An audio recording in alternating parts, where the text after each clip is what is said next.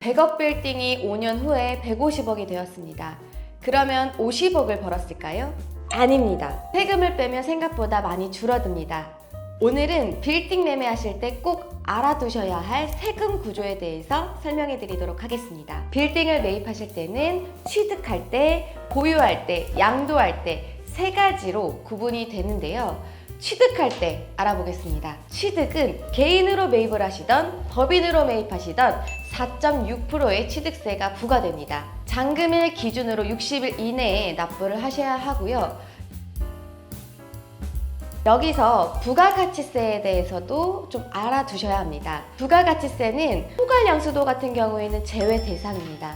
포괄양수도라는 것은 기존에 있는 상태 그대로 떠오는, 그대로 매수하는 건데요. 예를 들어서 기존에 세팅되어 있는 임대차들 구성들 그대로 가져오시는 겁니다.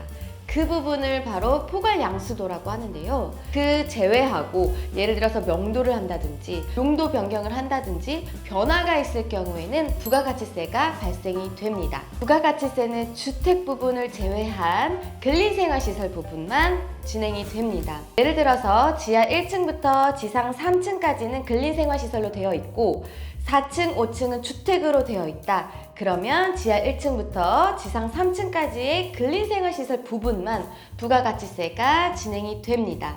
그러면 부가가치세가 어떻게 책정되느냐? 감정평가액으로 할 수도 있고요. 아니면 매도인의 세무사, 매수인의 세무사, 그리고 중개인의 세무사 크로스 체크를 하셔서 협의하에 부가가치세를 진행을 합니다. 그러면 계약서에 처음부터 기재를 해서 진행을 할 수도 있고 아니면 명의변경 계약을 하거나 잔금일 기준으로 별첨을 해서 진행을 하게 됩니다. 예를 들어서 근린생활시설이 1,600만 원 정도 나왔다. 그러면 부가가치세는 160만 원이겠죠. 이 부분은 매수자가 매도인한테 지급을 하고 매도인은 세무서에 납부를 하시고 매수자는 환급을 받는 구조입니다. 보유 파트입니다.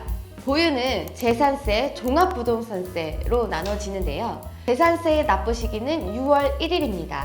매년 6월 1일 과세기준일 현재 소유자에게 부과됩니다. 예를 들어서 5월 30일 날 매수인이 잔금을 치렀으면 매수인이 재산세를 납부해야 하고요. 6월 10날 잔금을 처리했다면 매도자가 재산세를 납부하셔야 합니다. 재산세는 고지서가 날라옵니다. 그래서 고지서대로 납부를 진행하시면 됩니다. 종합부동산세는 재산세와 또 별도로 납부를 하셔야 하는데요. 한 해 1회 12월 달에 납부를 하시게 됩니다. 종합부동산세는 주택분 그리고 별도 합산 토지에 대해서 납부를 하는데요. 별도 합산 토지라는 거는 상업용 토지라고 생각하시면 됩니다. 개별 공시지가 합계가 8억을 초과할 경우에 진행되는 종합부동산세입니다. 마지막으로 양도 부분입니다. 양도는 개인 명의이신 분이 매각을 했을 때와 법인이신 분이 매각했을 때 세율 차이가 굉장히 납니다.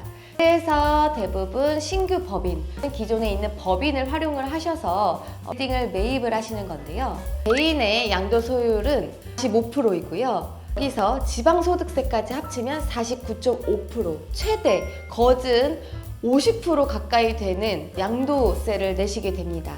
양도소득세를 내는 프로세스는 좀 복잡합니다. 그래서 내가 처음에 매수했을 때의 가격과 매각했을 때 그 양도 차익에서 감가상각, 취득세, 등기비용, 중개수수료 등등등 여러 가지 제외하고 그 금액에 대한 양도를 좀 진행을 하게 됩니다. 신고 및 납부는 잔금일 했던 달의 기준 2개월 이내 진행을 하셔야 하고요. 특히나 또 여기서 주택도 포함되어 있다면 장기보유 특별공제도 진행이 될 수도 있고 개인이신 분이 양도세를 내실 때는 꼭 세무사 필수 체크 하셔야 합니다. 법인 같은 경우에는 차액에 대한 금액에 따라서 세율이 지정이 되는데요. 일반적인 2억에서 200억 사이의 양도 차익은 19% 진행이 됩니다. 여기서 지방소득세를 포함하면 20.9% 진행된다고 보시면 됩니다. 그래서 개인과 법인이 양도하실 때에 대한 차이가 너무 크고 또 법인 같은 경우에는 1년, 2년, 5년 후에 매각을 하셔도 세율은 동일하기 때문에 그래서 신규 법인으로 매입하시는 분들이 많이 계시는 겁니다. 오늘은 빌딩 매매했을 때 꼭 알아두셔야 할 세금 구조에 대해서 말씀드렸습니다. 저는 정말 대략적인 부분을 설명드린 거고 꼭 필수적으로 세무사 체크하시고 진행을 하셔야 합니다. 사실 빌딩을 매입을 하시는 건 투자이시기 때문에 현금 흐름이 제일 중요합니다. 특히나 매입을 하실 때 취득세, 등기비용, 중개수수료 등등등 여러 가지 부대 비용을 포함해서 내가 만들 수 있는 현금과 플러스 알파로 어느 정도 금액대를 투자를 해야 될지 구체적인 맥락을 가지고 그리고 투자를 하셔야 합니다. 예지력 저와 함께 진행을 하시면 처음부터 어느 금액대에 하셔야 되는지 가이드라인을 잡아드리고 그리고 잔금까지 그리고 나중에 향후에 엑시트 플랜까지 최대한 좀 효율적으로 도와드리고 또 성공적인 투자하실 수 있도록 옆에서 끝까지 지지해 드리겠습니다. 다음에도 좋은 영상으로 찾아뵙도록 할게요. 그러면 안녕.